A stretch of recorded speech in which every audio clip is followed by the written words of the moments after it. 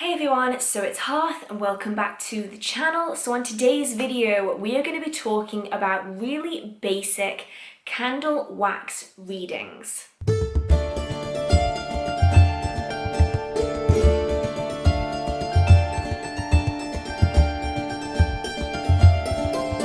So a lot of you guys are likely already quite advanced in candle magic, so you guys probably already know what candle wax reading is. But for anyone that doesn't, candle wax reading is a divination method with the remains of a candle spell to judge where the working is going to manifest in your life and the amount of time it could take to manifest.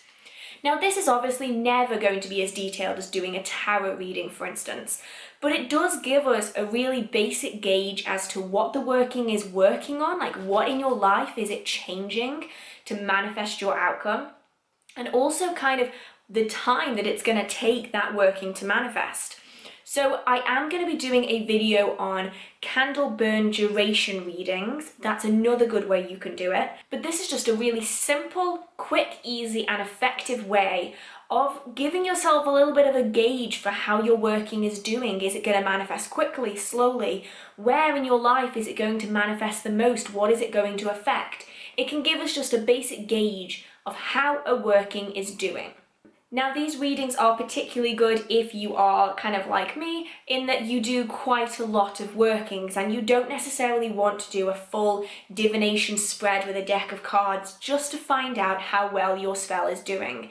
It is instead just a really good gauge to judge how your working is doing quickly and easily. And it's also really good if you're doing the working for another person, so you can let them know kind of the duration it could take or where it's going to manifest and so on and so forth. So it's often used by candle workers and spell workers that do it professionally, so that they can give their client a gauge for how long the working could take and where in their life it could manifest. So, what do you need to do a candle wax remain reading? Well, you're going to need candle wax remains. Now, there is generally a typical way that these workings are carried out. Rather than being in a candle holder, they are instead often done on plates and on mirror plates. This is because you need the surface around the candle to be free to be able to do the reading of the wax remains. You can't have it blocked by other things. You can't really have it bumping into other candles that aren't part of the working. So generally, if you're going to be doing a divination of the wax remains, it's better to do it either on a plate or on a mirror like I have here. So you're often going to need to do your working on some kind of container, dish, surface that you don't mind wax running onto, because it is the running of the wax that gives us the reading that we can then base our decisions off in the future for whether we want to do future workings or tweak a working, or if we need anything else doing. We need to be able to see where the wax is running off to. So having a candle in a little holder where the wax is all collected just isn't going to work if you're going to do readings like this. Now, the other thing is that you are going to need a candle that is not in a glass container. So you're not going to be able to do this type of reading with a 7-day, 5-day or 14-day novena candle. It just isn't going to work because you need that off spill, that run of wax to be able to get the reading. I am hoping to do a full video on novena candle reading because that's a completely different subject, but you have to use a different technique when reading glass candles.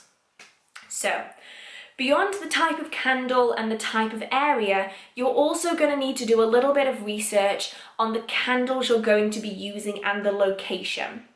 Now, because candle wax reading is based on the run of wax, you're going to have to make sure the area you're burning the candle in is suitable. So you can't really be burning one of these candles on a tilted table or a tilted surface, because it's going to force that wax to run off more one way than the other.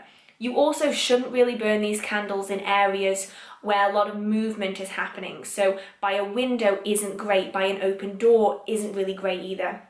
It really needs to be in almost an enclosed room where there's very little movement of air around it, so there aren't loads of people running past the candle, because this then pulls the flame one way, will melt more wax on one side that will then pool out. So you want to try to make it so that any wax runoff from this candle is from the working, it is from the natural burn of the candle, rather than being forced by a window being open or a tilted table.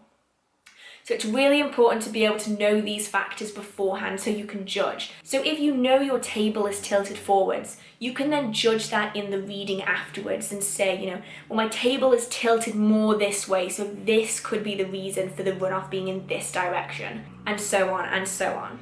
So now that you kind of know the areas that you should avoid, the areas that work well, when you're setting up your candle on your container or on your dish, generally I always use plates or mirrors, you then need to choose which orientation you're going to be working your candle in. And by this I mean, you know when you're setting up your candle which is the front, which is the back, which are the sides, because this is very, very important. In this particular working, the side that is closest towards me now was the side that was at the front of the candle spell when I was doing it. And so the same, the back was the back when I was doing the working, the right is the right, the left is the left.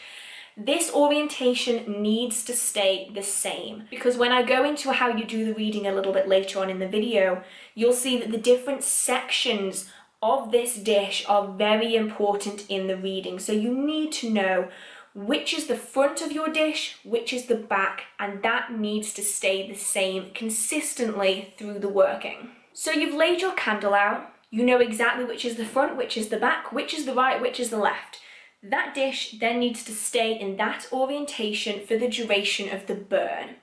Then, once it's completely burned down, or once it's burned down enough so you can snuff it out right at the very bottom, it all depends on what you feel comfortable with, you can then let that wax cool and you can have a look at what the candle wax remains show. So within very basic candle wax remain readings, there are 4 main directions or orientations that are significant. Now I'm going to be showing you the dish like this. This is the dish. The candle is the central part of the dish. It is what represents the here and now. It is the current situation, the current time, date, month, year, whatever it may be. It is the now. Everything else represents different aspects of life and also different times in life. So as you're looking at the dish, the top portion, the bit that's furthest away from you, represents the unconscious, the spiritual, the mental, the psychological. The things that aren't physical are what the top section of that dish represents.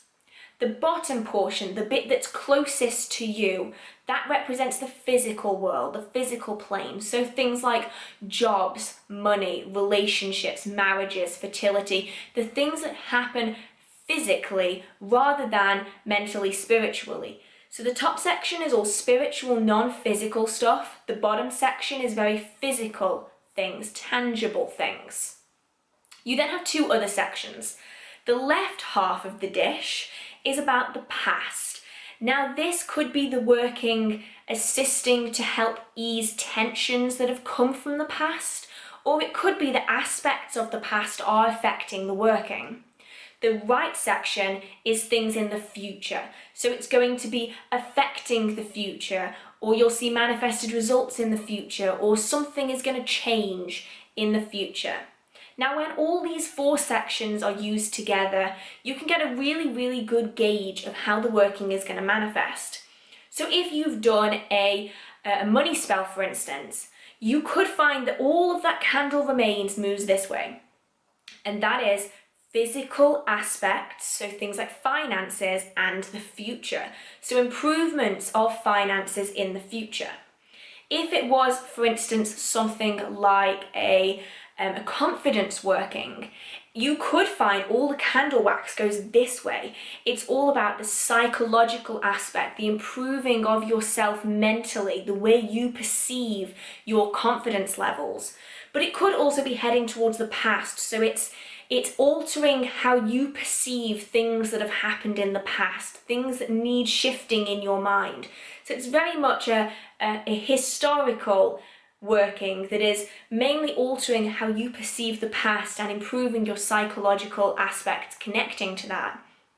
So this is kind of a really basic way of doing a reading like this, is just going off exactly where the candle wax is. So on top of the very basic reading, you can then look at how far away from the candle that wax has solidified. Now this is a very key thing when it comes to duration of time it's going to take for the working to manifest.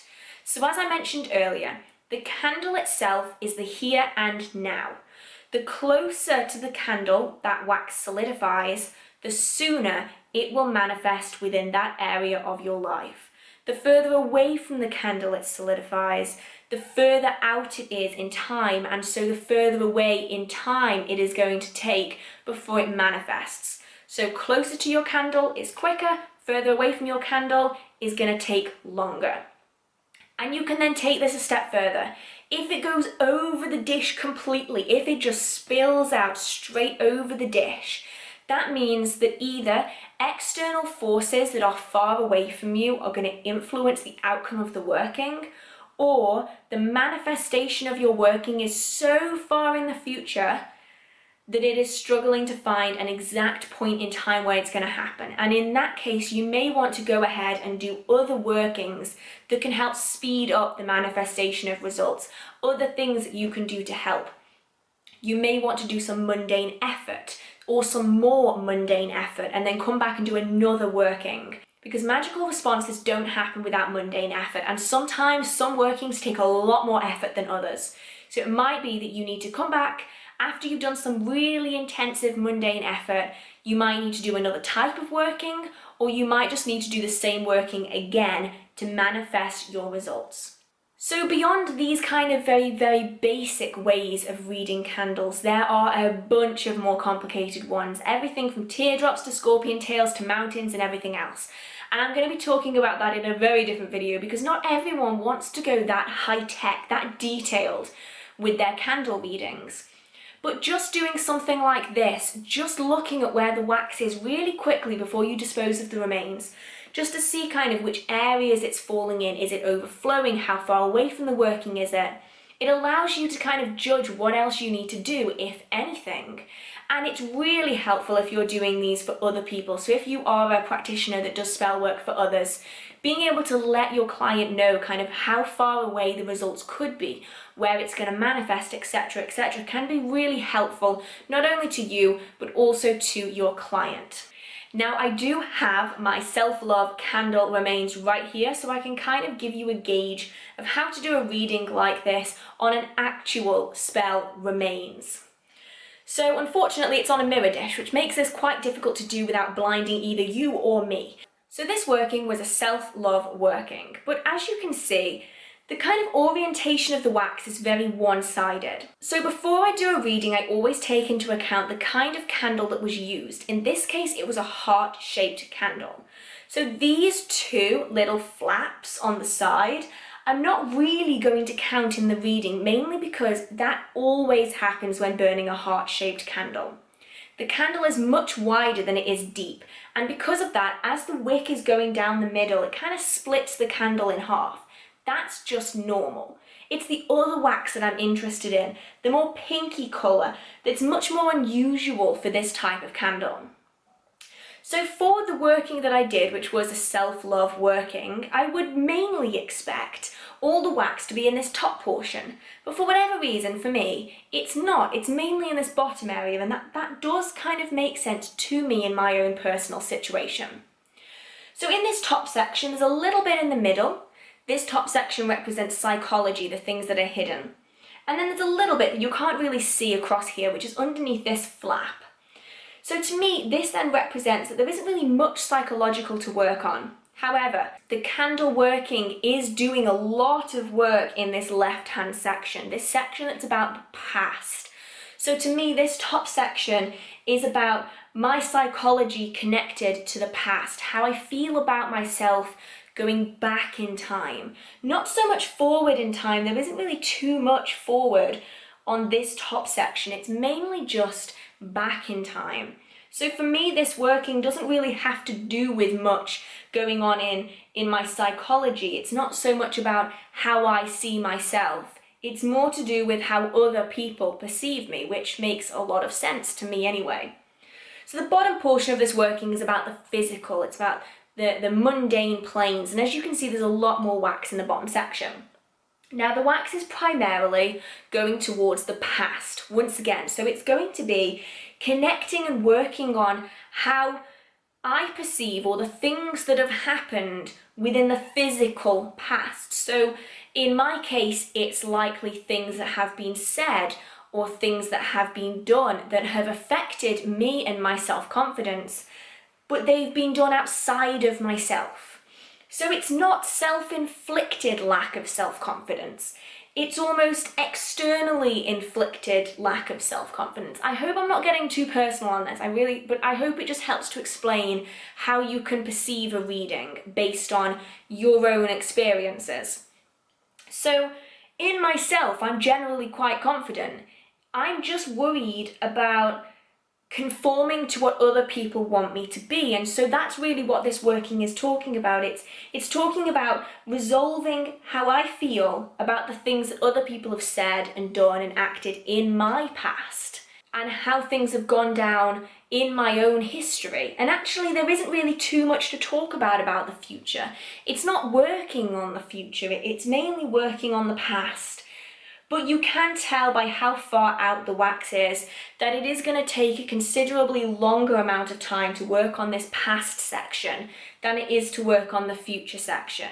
Instead of thinking and mulling over everything that could happen in the future, this working is going to try and help me resolve the things that have happened in my past, and that is going to take time. You can see by how far out this is in relation to the edge of the plate. This is going to take a considerably longer amount of time than it is going to take this candle working to assist with how I feel about myself in the future. It's generally all about things in the past. And that is just a really, really basic way of doing one of these candle readings. I hope that wasn't kind of too much. I don't really like talking about my own kind of mental health issues and stuff on this channel at all, but I just wanted to show you kind of how you could adapt your reading to your personal situation. So whether that is your situation or whether that's the information you know from someone else's situation that you're doing a working for, I just hope that kind of helps you know how to adapt it.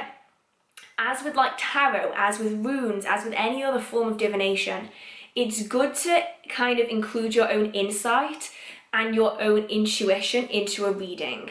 And these readings improve drastically the longer you do them for. So the first couple of readings you do, you're probably not going to be quite so certain. But as you start seeing the results manifest where you thought they were going to manifest, and you keep doing the readings, you genuinely do get better and better, and you get more insightful and more insightful. And honestly, they are fantastic, easy, effective, and honestly cheap readings to do if you're interested in doing that kind of thing. You don't need a really expensive deck of cards or a set of runes.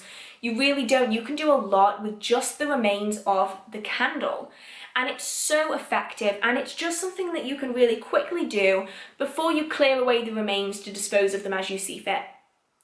It's just a really, really effective way of doing it. So I hope you guys enjoyed this video. In the future, I am going to be doing far more of these kind of candle reading videos because candle magic is primarily what I do.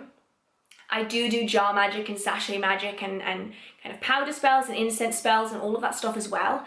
But a lot of the really interesting workings that I do are candle workings. So I figured I'd let you guys in on a little bit of information about candle readings. So in the future, I'm hoping to do one on candle burn duration readings, as well as candle flame readings, and also candle burn readings, like just the readings you can get as the candle is burning and the shapes that it creates. So if you're interested in any of that, please let me know. I'd love to know if any of you do candle burn readings as well, like candle wax readings or candle duration readings, anything like that. I'd love to know if any of you include that within your own personal practice. So I hope that you guys find this video informative. If you did, feel free to give it a like. It really, really means so much to me. If you have any comments, questions, concerns, video ideas, or just want to chit chat with the community down in the comment section, feel free to post a comment. So if you enjoy the magical content on this channel, in this video, feel free to hit subscribe. I post new magical content every Wednesday and every Saturday at 6 p.m. And honestly, this little community means so much to me, so it would be awesome if you could join it, have a little conversation in the comment section, join us for the ride. It would be absolutely amazing. So I hope you guys enjoyed this video, and I hope you have a marvelous magical day. Bye!